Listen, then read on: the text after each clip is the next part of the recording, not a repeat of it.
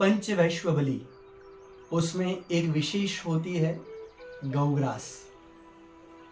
गौग्रास कैसे देना चाहिए, और गाय हमको रास्ते में मिल जाए तो शास्त्र कहता है गाय जहां भी दिख जाए उसको प्रणाम करना चाहिए, उसकी प्रदक्षिणा करनी चाहिए।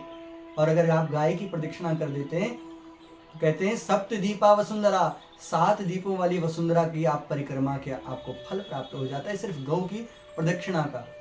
और परम पूज्य राजेंद्र दास जी, उन्होंने तो अपना जीवन ही गौ सेवा के लिए समर्पित कर दिया। मलुक पीठाधीश्वर अपना संपूर्ण जीवन ही गौ की सेवा के लिए समर्पित किए हुए। ऐसे संतों के चरणों में कोटि प्रणाम करते हुए आज मैं आपके लिए लाया हूं कि गाय जब आपको दिखे तो उस समय गाय को किन मंत्रों से नमस्कार किया जाता है। वो कौन से मंत्र हैं जिनसे गाय माता को नमस्कार किया जाता है। जब गाय माँ को भोजन दिया जाता है, नैवेद्य दिया जाता है, तो वो कौन सा मंत्र है। और अगर गौ दिख जाए और आपको परिक्रमा करने का अवसर मिल जाए तो उनकी परिक्रमा कैसे की जाती है। आइए हम आरंभ करते हैं। सबसे पहले गौ को नमस्कार कैसे करना, किन मंत्रों से करना। गाय जब भी आपको दिखे तो गाय के आगे करबद्ध होकर के आप प्रणाम करिए, और प्रणाम करते हुए गाय के लिए कहिए नमो गोभ्यो श्रीमतीभ्यो सौरभेयीभ्यएव च, नमो ब्रह्मसुताभ्यश्च पवित्राभ्यो नमो नमः।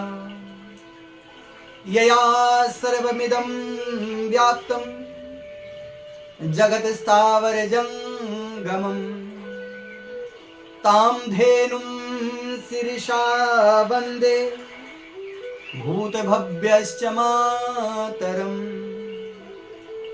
पंचगाव समुत्पन्ना मध्यमाने महोदधो, तासां मध्ये तु यानन्दा तस्यै देव्ये नमो नमः।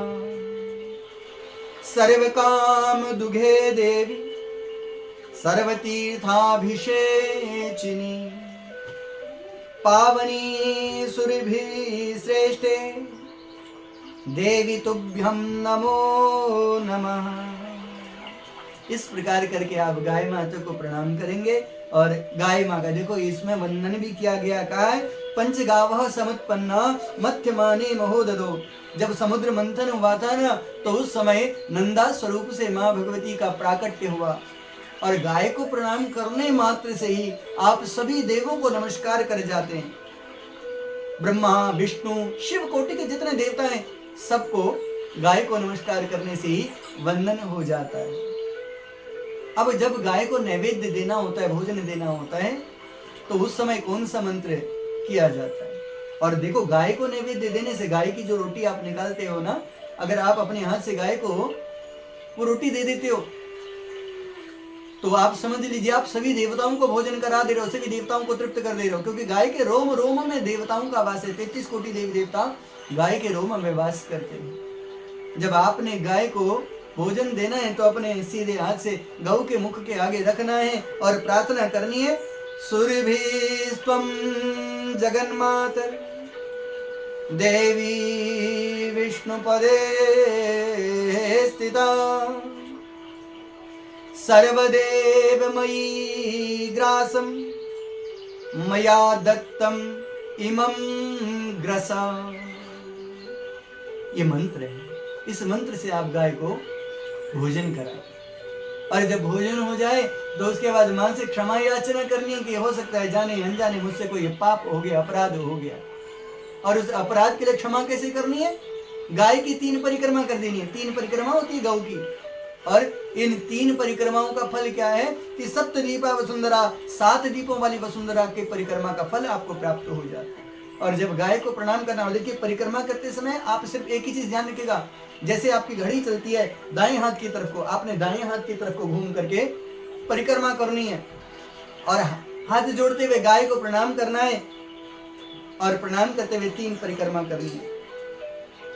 गवां दृष्ट्वा नमस्कृत्य कुर्याच्चैव प्रदक्षिणम्, प्रदक्षिणीकृता तेन सप्तदीपा वसुन्धरा मातरो सर्वभूतानां गावा सर्वसुखप्रदा वृद्धिमां काङ्क्षता पुंसां नित्यं कार्या प्रदक्षिणा। जब भी मिल जाए आपको गाय की परिक्रमा अवश्य करनी चाहिए, और अवसर मिल जाए तो गोदान के बराबर कोई फल ही नहीं है। गोदान करने का अवसर मिल जाए तो गोदान अवश्य करिए। आपको अगर गोदान करने को नहीं मिलता है तो हम तो आपसे ये कहते हैं, जैसे पूज्य श्री मधुपीठाधीश्वर ने गौ सेवा का संकल्प लिया, वहां हजारों गायें हैं, बहुत सारी गौशालाएं हैं। आपके घर के पास कोई ना कोई गौशाला होगी। महीने में, 2 महीने में, 6 महीने में एक बार जाकर के आप गाय को कम से कम चारा दे दोगे, या उनको कुछ द्रव्य दे दोगे, चारा लेकर के दे दोगे, तो समझ लो आपको गौदान का फल प्राप्त हो जाएगा। राधे राधे। वीडियो अच्छी लगी हो कमेंट्स करिएगा, अपने मित्रों तक शेयर करिएगा। फिर मिलूंगा नई जानकारी के साथ, तब तक के लिए श्री राधे, श्री कृष्णा।